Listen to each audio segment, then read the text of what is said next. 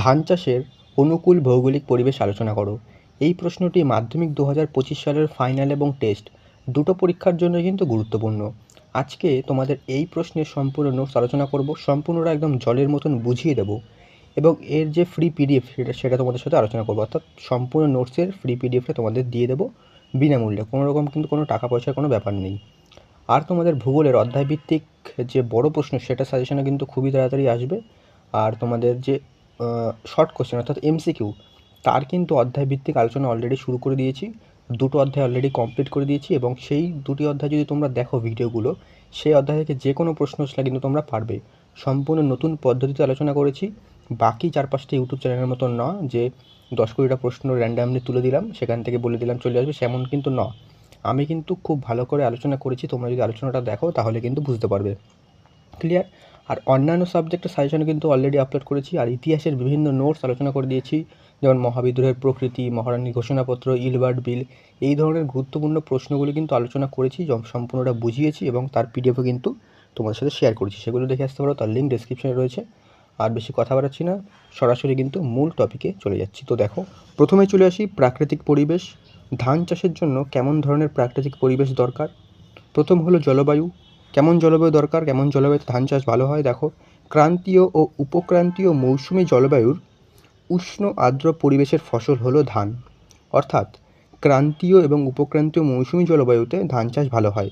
ক্রান্তীয় উপক্রান্তীয় মৌসুমি বায়ুর পরিবেশটা কেমন লাগবে? উষ্ণ এবং আর্দ্র।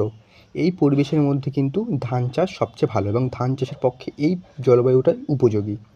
একে অর্থাৎ ধানকে মৌসুমি ফসলও বলা হয়, এটা আমি হাইলাইট করেছি কারণ এটা কিন্তু শর্ট কোশ্চেন হিসাবে দিতে পারে। তো জলবায়ু ক্লিয়ার, ধান চাষের জন্য কেমন ধরনের জলবায়ু প্রয়োজন। এরপর চলে আসি জলবায়ুর মধ্যে একটা পয়েন্ট, যেটা হলো উষ্ণতা। উষ্ণতা কেমন, কতটা উষ্ণতা দরকার ধান চাষের জন্য? দেখো, ধান চাষের জন্য 20 ডিগ্রি থেকে 30 ডিগ্রি উষ্ণতা প্রয়োজন, অর্থাৎ এটা অ্যাভারেজ হচ্ছে 20 থেকে 30 ডিগ্রি প্রয়োজন।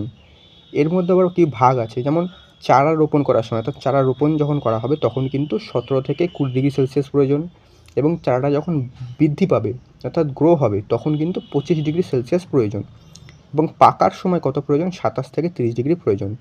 অর্থাৎ ধান চাষের জন্য অ্যাভারেজ তোমাদের 20 থেকে 30 ডিগ্রি উষ্ণতা প্রয়োজন, এবং এগুলো কিন্তু এক একটা পার্ট, এভাবে কিন্তু উষ্ণতা দরকার। তো জলবায়ু উষ্ণতা দরকার হয়ে গেল, যে ধান চাষের জন্য কেমন উষ্ণতা প্রয়োজন বা কোন উষ্ণতায় ধান চাষ ভালো হয়। এরপর হলো বৃষ্টিপাত। ধান চাষের জন্য কত বৃষ্টিপাত দরকার? ধান চাষের জন্য বার্ষিক 100 থেকে 200 সেমি বৃষ্টিপাত দরকার। বার্ষিক বলতে বছরে 100 থেকে 200 সেমি বৃষ্টিপাত দরকার। বৃদ্ধির সময় প্রতি মাসে 12 সেমি বৃষ্টিপাত দরকার। যখন ধানটা যখন বৃদ্ধি পাবে, যখন বৃদ্ধির সময় আমরা কি দেখলাম যে উষ্ণতা কেমন প্রয়োজন? উষ্ণতা দেখলাম বৃদ্ধির সময় 25 ডিগ্রি সেলসিয়াস, তেমনই বৃদ্ধির সময় প্রতি মাসে প্রত্যেক মাসে 12 সেমি বৃষ্টিপাত। পাকা ও কাটার সময় শুষ্ক ও রোদ ঝলমলে আবহাওয়া দরকার। অর্থাৎ ধানটা যখন পাকবে এবং পরবর্তীতে যখন কাটা হবে তখন কিন্তু শুষ্ক এবং রোদ ঝলমলে, তখন কিন্তু বৃষ্টি হলে চলবে না, তখন কিন্তু রোদ ঝলমলে যে আবহাওয়া সেটা দরকার, তাহলে ধানটা ভালো পাকবে এবং কাটা যাবে। ঠিক আছে, তো পাকা এবং কাটার সময় কী বললাম? শুষ্ক এবং রোদ ঝলমলে আবহাওয়া দরকার। তো বৃষ্টিপাত হয়ে গেল। এবার হলো মৃত্তিকা। এটা কিন্তু 2 নম্বর পয়েন্ট প্রাকৃতিক পরিবেশের মধ্যে। আগেরগুলো কী ছিল? প্রাকৃতিক পরিবেশের মধ্যে জলবায়ু, তার মধ্যে উষ্ণতা এবং বৃষ্টিপাত। এটা হলো 2 নম্বর পয়েন্ট, মৃত্তিকা। কেমন মাটি দরকার, কোন মাটিতে ধান চাষ ভালো হয়? সমস্ত মাটিতে তো আর ধান হবে না, কিছু তো পার্টিকুলার একটা মাটি থাকে, সেই মাটিতে ধান চাষ ভালো হয়। দেখিনি, ধান চাষ উর্বর পলিমাটি এবং দোআঁশ মাটিতে ভালো হয়। ধান চাষ উর্বর পলিমাটি, পলিমাটিটা উর্বর হতে হবে, উর্বর পলিমাটি এবং দোআঁশ মাটিতে কিন্তু ধান চাষটা ভালো হয়। সবচেয়ে বেশি ভালো হয় পলিমাটি এবং দোআঁশ মাটিতে হয়। এ দুটো কিন্তু মেন ধান চাষের জন্য, এই দুটো মাটি কিন্তু সবচেয়ে বেশি উপযোগী। এবং মাটির নিচে অপ্রবেশ্য কাদামাটির স্তর থাকলে জমিতে জল জমে থাকে, যা ধান চাষের পক্ষে ভালো। অর্থাৎ মাটির নিচে যে অপ্রবেশ্য কাদামাটির স্তর থাকে, মাটির নিচে একটা কাদামাটির 2 স্তর থাকে, সেখানে কি জলটা, সেই কাদামাটির জলটাকে ধরে রাখে, এবং সেটাই কিন্তু ধান চাষের পক্ষে খুবই উপযোগী। তোমরা ছবিটা দেখতেই পারছো, এখানে দেখো ধানের জমিতে জলটা কেমন ধরে আছে, অর্থাৎ যে মাটিটা সেটা কিন্তু জলটা শোষণ করছে না, জলটা একদম সেখানে যেমন আছে তেমনই আছে। যে ধানের যে গোড়া, ধানের গাছগুলোর যে গোড়ার সময় গোড়ার মধ্যে যদি জল জমে থাকে তাহলে কিন্তু ধান চাষটা খুব ভালো হয়। তাই এমন মাটি দরকার যেখানে কি জলটা শোষণ না করে, জলটাকে ধরে রাখতে পারে, সেখানে কিন্তু ধান চাষ খুবই উপযোগী। ছবিটা দেখলে তোমরা বুঝতে পারবে। তারপরে দেখো জমির প্রকৃতি, কেমন ধরনের জমি দরকার।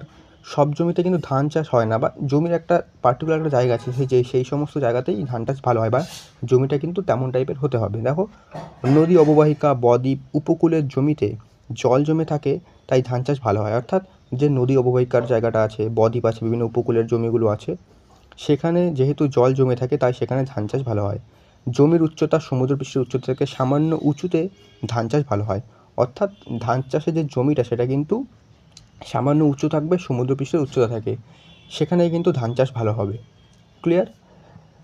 তারপর দেখো যেমন এই যে ফটোটা দেখতে পাচ্ছ, এখানে ছবিতে দেখতে পাচ্ছ ধান চাষের জমিটা কিন্তু দেখো নর্মাল যে সাইডের গ্রাউন্ডগুলো আছে, সাইডের যে জমিটা আছে তার থেকে কিন্তু হালকা একটু নিচে আছে, তাই কিন্তু সেখানে জলটা জমে থাকছে, তাই জন্য কিন্তু ধানটা ভালো চাষ হয়। এই সব জমি কিন্তু ধান চাষের পক্ষে খুবই উপযোগী। তারপর হলো শ্রমিক, এবার হচ্ছে অর্থনৈতিক পরিবেশ। প্রাকৃতিক পরিবেশের কী কী ফ্যাক্টরগুলো সেগুলো বলে দিলাম। জলবায়ু, তারপর জলবায়ুর মধ্যে উষ্ণতা, বৃষ্টিপাত, দেন বললাম মৃত্তিকা, ভূমির প্রকৃতি। এবার হচ্ছে অর্থনৈতিক পরিবেশ। প্রাকৃতিক পরিবেশ তো দরকার, ওগুলো শুধুমাত্র প্রাকৃতিক পরিবেশ হলেই যে ধান চাষ ভালো হবে বা ধান চাষের পক্ষে উপযোগী হয়ে যাবে সেটা কিন্তু নয়, তার সাথে কিন্তু অর্থনৈতিক কিছু ফ্যাক্টর তোমার দরকার। সেগুলো কী কী? প্রথম হচ্ছে শ্রমিক। ধান চাষ খুবই শ্রম নির্ভর। জমি কর্ষণ, বীজতলা তৈরি করা, চারা রোপণ, আগাছা নিড়ানো, শস্য ঝাড়াই প্রভৃতি কাজের জন্য সুলভ ও দক্ষ শ্রমিক প্রয়োজন। অর্থাৎ ধান তো আর একা একা চাষ হবে না, যে জমি একটা ভালো, ধরো যেরকম জলবায়ু সেরকম জলবায়ু থাকলো, তারপরে জমিটা হচ্ছে ধান চাষের পক্ষে উপযোগী জমি থাকলো, সমস্ত কিছু প্রাকৃতিক পরিবেশ একদম পারফেক্ট থাকলো। কিন্তু ধান তো আর একা একা তৈরি হয়ে যাবে না, বা ধান একা হয়ে গেলে একা নিজে নিজে কেটে যাবে বা কিছু হয়ে যাবে, তার জন্য কিন্তু দক্ষ শ্রমিক দরকার। দক্ষ শ্রমিক বলতে হচ্ছে যারা ধান চাষের পক্ষে সে যেই জিনিসটা বোঝে, ঠিক আছে, যে কেউ এসে কিন্তু ধান চাষ করতে পারবে না, বা ধান ঝাড়াই করতে পারবে না, ধানের চারা লাগাতে পারবে না, তার জন্য কিন্তু দক্ষ শ্রমিক অবশ্যই প্রয়োজন। তো শ্রমিক কিন্তু অবশ্যই প্রয়োজন। আর ধান চাষটা কিন্তু খুব শ্রম নির্ভর, যেহেতু একটা কাজ খুবই শ্রম নির্ভর, অর্থাৎ কিন্তু অনেকটা খাটনি লাগে ধান চাষের জন্য। ধানের বীজ রোপণ করা, তারপরে ধান গাছের যে ক্ষেত সেখানে কিন্তু অনেক আগাছা জন্মায়, সেগুলো পরিষ্কার করা, ধান হয়ে গেলে সেগুলোকে ঝাড়াই করা, কারণ ধান তো আমরা ডাইরেক্ট ইউজ করতে পারি না, সেটাকে ঝাড়াই করতে হবে, সেখান থেকে চাল তৈরি করে তারপর ইউজ করতে হবে। সেই ঝাড়াই করা, তার জন্য কিন্তু ভালো দক্ষ এবং সুলভ শ্রমিক দরকার। ঠিক আছে, তো শ্রমিক কিন্তু একটা বড় সড়ো ফ্যাক্টর ধান চাষের জন্য। তারপরে হচ্ছে আধুনিক যন্ত্রাংশ। ফলন বাড়ানোর জন্য উন্নত মানের বীজ, রাসায়নিক সার, উন্নত প্রযুক্তি ব্যবস্থা প্রয়োজন। অর্থাৎ যদি ফলনটা বাড়াতে চাই, আমি এখন যতটা ফলন হচ্ছে, ধরো এখন 1 কেজি ফলন হচ্ছে, আমি কথার কথা বলছি, আমি যদি এটাকে 10 কেজি বাড়াতে চাই, তাহলে কি আমাকে বীজের যে মান, যে বীজটা আমি রোপণ করি বর্তমানে, তার থেকে ভালো মানের বীজ রোপণ করতে হবে, ভালো সার দিতে হবে, আধুনিক যন্ত্রাংশ ব্যবহার করতে হবে। নিচে ধরো আর দুটো যন্ত্রাংশের আমি ছবি দিয়েছি। এই সমস্ত যন্ত্রাংশ ব্যবহার করলে কি খাটনি কমে আর উৎপাদন বাড়ে। ঠিক আছে, একবারে অনেকটা করা যায়। আর ভালো মানের বীজ যদি আমি রোপণ করি, এবার ভালো রাসায়নিক সার দিই, তাহলে কিন্তু আমাদের কি ফলনটা অনেকটা বৃদ্ধি পাবে। তো সেগুলোও কিন্তু একটা ফ্যাক্টর। ক্লিয়ার? তাই তোমরা যদি দেখো চায়নাতে যেহেতু যে টেকনোলজি সেটা কিন্তু অনেকটা উন্নত, সেক্ষেত্রে কিন্তু চায়না ধান উৎপাদনে কিন্তু 1 নম্বর বিশ্বে। তো সেখানে কিন্তু একটা বড়সড় ফ্যাক্টর, যে যত প্রযুক্তি উন্নত হবে, যত তোমরা উন্নত মানের বীজ বা প্রযুক্তি, নতুন নতুন যন্ত্রাংশ ইউজ করবে কোনো কাজে, তোমাদের কিন্তু প্রোডাকশানটা কিন্তু অনেকটাই বাড়বে। ঠিক আছে, তারপরে হলো অন্যান্য কী আছে এছাড়া পর্যাপ্ত মূলধন, চাহিদা বা বাজার প্রভৃতি ধান চাষকে লাভজনক করতে প্রয়োজন হয়। অর্থাৎ তুমি যদি ইনভেস্ট বেশি না করো, ধান চাষ করতে যাও, সেখানে কিন্তু অনেক ইনভেস্ট করতে হবে। অর্থাৎ কোনো একটা নতুন যন্ত্রাংশ কিনতে গেলে সেখানে টাকা লাগবে, বা নতুন ভালো সার কিনতে গেলে, কিংবা তুমি ধরো নতুন কোনো প্রযুক্তি ইউজ করছো, সেখানে টাকা লাগবে। তো ইনভেস্ট করতে হবে, মূলধন অর্থাৎ পুঁজিটা কিন্তু তোমাকে অনেকটা ইনভেস্ট করতে হবে, তাহলেই কিন্তু লাভজনক হবে। আর চাহিদা, অর্থাৎ যদি চাহিদাই না থাকে, তাহলে ধান চাষ করে কোনো কিন্তু লাভ নেই। তো চাহিদার বাজার দেখে তোমাদের কিন্তু সেভাবে ধান চাষটা করতে হবে, বা সেটাও কিন্তু উপযোগী। যদি চাহিদা থাকে তাহলে কিন্তু ধান চাষের পক্ষে সেটা উপযোগী। চাহিদা রয়েছে, আমি ধান চাষ করছি, তাহলে কিন্তু সেখান থেকে আমাদের ইনকামটা হবে। ক্লিয়ার? তো চাহিদা এবং বাজার এবং মূলধন, এটাও কিন্তু একটা ফ্যাক্টর ধান চাষের পক্ষে। ক্লিয়ার? তো এই হলো ধান চাষের পক্ষে উপযোগী অনুকূল পরিবেশ, এই ধান চাষের কী কী অর্থনৈতিক পরিবেশ বললাম, প্রাকৃতিক পরিবেশ বললাম, এরপরে কিন্তু অন্যান্য যেগুলো আছে সেগুলো কিন্তু করে দেবো একেবারে একটা ফরম্যাট করে দেবো, সেই ফরম্যাটের মধ্যে তোমরা কিন্তু সবকটা একেবারে হয়ে যাবে। তো ক্লিয়ার? আর মাধ্যমিকের কিন্তু অন্যান্য সাজেশনগুলো দেখে আসতে পারো, তার লিঙ্ক ডেসক্রিপশনে রয়েছে।